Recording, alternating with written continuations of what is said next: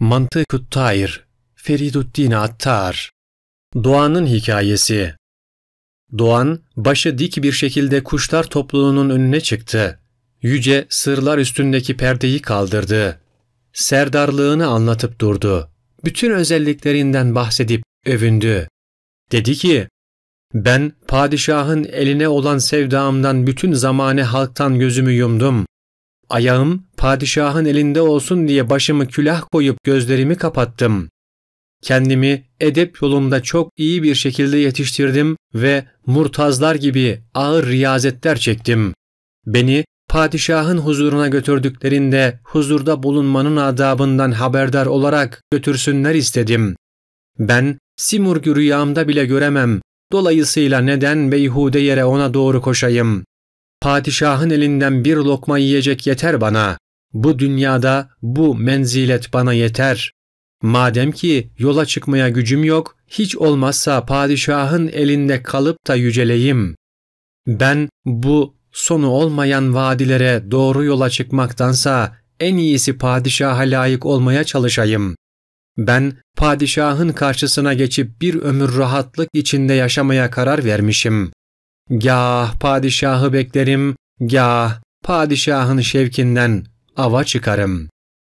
Hüthüt kendisine dedi ki, ey zahire takılıp kalmış, sıfattan uzaklaşıp surette dalmış.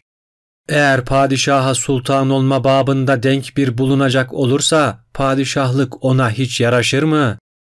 Simurg'un sahip olduğu saltanata hiç kimse sahip değildir. Zira o eşi ve benzeri olmayan tek padişahtır.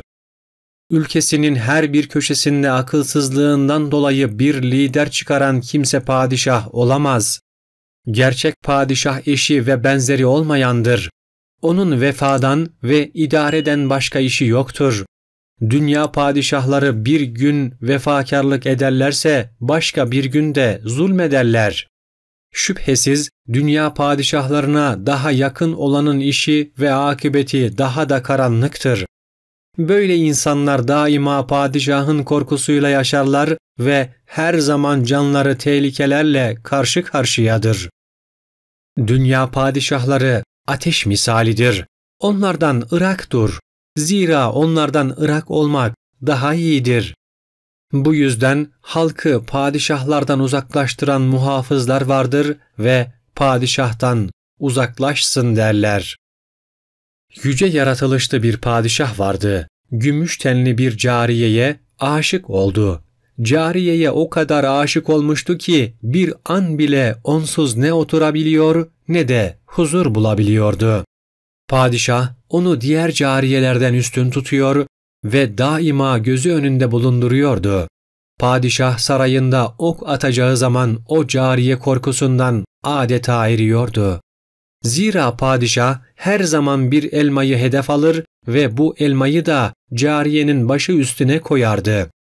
Padişah oku atıp elmayı ikiye ayırdığında o cariye korkusundan sapsarı kesilirdi.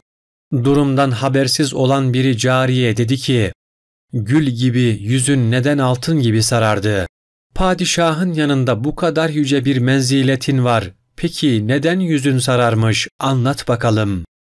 Cariye dedi ki, padişah başımın üstüne elma koyup ok atıyor. Eğer ben bu oktan bir zarar görürsem, benim böyle bir cariyem yoktu, hatta olsa bile cariyelerimin en değersiziydi, der geçer.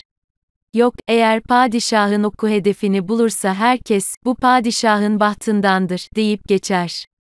Ben ise bu iki gam arasında kıvranmaktayım ve bir hiç uğruna canımı tehlikeye atmaktayım.